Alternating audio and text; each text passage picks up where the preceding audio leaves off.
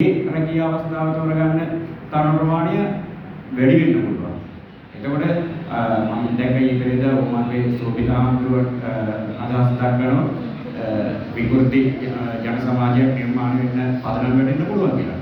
ඒ නිසා මම යෝජනා කරනවා මේ ජනාධිපතිතුමන්ගේ මේ යෝජනාව ක්‍රියාත්මක වෙනව නම් අඩුම ගානේ අවුරුදු 30 කියන සාධකය උපරිම කොන්දේසි දාන්න ඕන අවුරුදු 30 වෙනකන් තරුණයාට මේ ලයිසන් එක බලපත්‍රය ලබා නොදෙන්න කටයුතු කරන්න කටයුතු කිරීම වැදගත් කියලා මම යෝජනා කරනවා.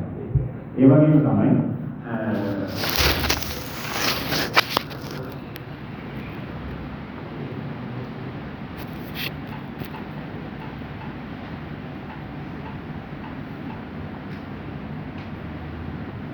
අනිත් කාරණාව අපේ ප්‍රදේශවල අපිට තරුණ සේවා සභාව කරා ක්‍රියාත්මක වෙන ඩිස්කෝ සම්ප්‍රදාය සමිතිය හරහා අපිට අපේ තරුණයන්ට ලබා දෙන්න පුළුවන් අය පහසුකම දැන් මේ වෙනකොට නියෝජක ගානක තුනේ තියෙන රුපියල් 30000ක මට්ටම. රුපියල් 30000ක මට්ටමේ තමයි පළවෙනි අවස්ථාවේ ණයක් ලබා දෙන්නේ. මේ කාලෙදි රුපියල් 30000ක අරගෙන කරන්න දෙයක් නැහැ. ඒක නිසා තරුණ සේවා සභාව පැත්තෙන් මේ ඩිස්කෝ ණය ලබා දීම මීට වැඩිය පුළුල් කරන්න කියන යෝජනාව සිදු කරනවා. ඒ වගේම අනිත් පැත්තෙන් ත්‍රිලෝක විජයපත්‍ර කියන ඒ කාරණාව ඇරෙන්න තාම ලංකාවේ තියෙන සිලෝන් ටී කියන නාමය පළවෙනියටම ලංකාවට ආදායම් දෙන්නේ ඇඟලුම් ශේෂ්ත්‍රය තුලින් ඊළඟට තේකම්මාන්තය තුලින් තමයි ලංකාවට ආදායම් දෙන්නේ.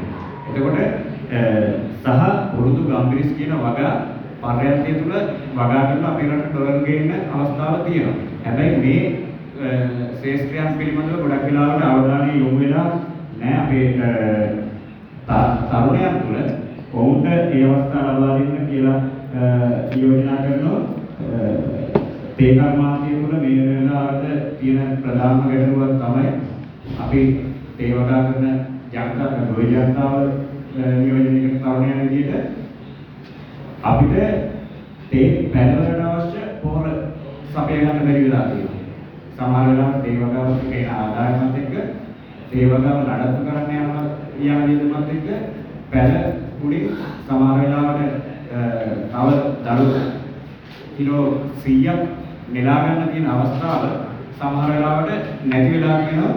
ඒ අනුග්‍රහය නැති වීම තුළ. ඒ නිසා මම යෝජනා කරනවා තරුණයන්ට තේ කුඩා තේවක ව්‍යාපාරය කරනවා ව්‍යාපෘතියක් ඇවිල්ලා තියෙනවා ඉස්කා ව්‍යාපෘතිය කියලා.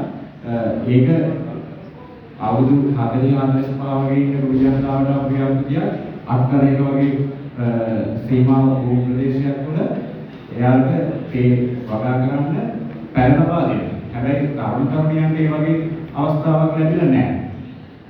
අපේ පැත්තෙන් මොනවා හරි තරුණ සේවා සභාව පැත්තෙන් අන්න ඒ වගේ ව්‍යාපෘතිය ගම්මිරිස්තර ටිකක් පුරුදු කර ටිකක් තරුණයන්ට ආධාරයක් විදියටවත් නැත්නම් සුළු මුදලක් යන අවස්ථාවක් ලබා දෙන්න පුළුවන් නම් මේක යෝජනා කරනවා. අනිත් පැත්තෙන්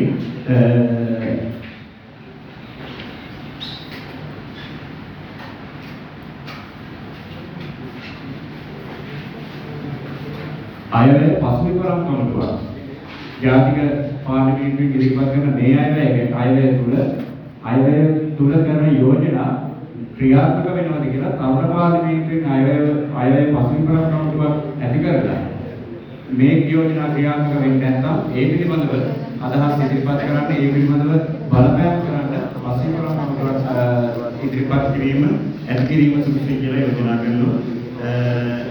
ඒ වගේම ඊට එහා මගේ ප්‍රකාශ ගැන පොඩි මම සිහිපත් කිරීමක් සිදු කරනවා.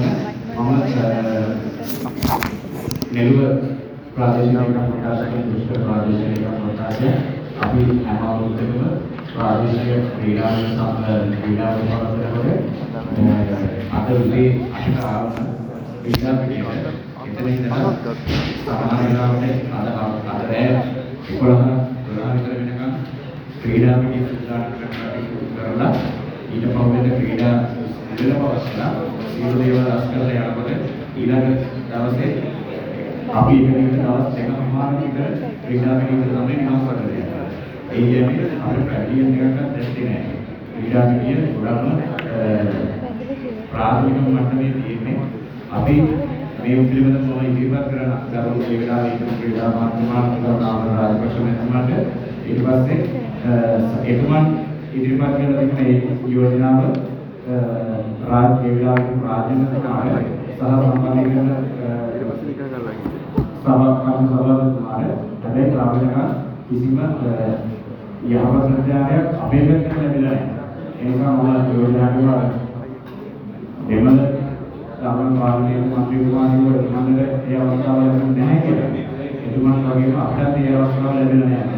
ඒ දෙකම අපි හැමෝම ඉන්නේ මොකද ඒ නිසා මම මේ සියලු අදාළ යෝජනා දෙකම පාර්ලිමේන්තුවේ විශේෂ යෝජනාවක් විදිහට දාලා මේක මූලිකව ආරම්භ කරන්න හරි පාර්ලිමේන්තු නායකයන් කියලා ඉල්ලා සිටිමින් මේ අවස්ථාව අධිකරණ සම්බන්ධයෙන් නැවත විශේෂ අපේ මාර්ගය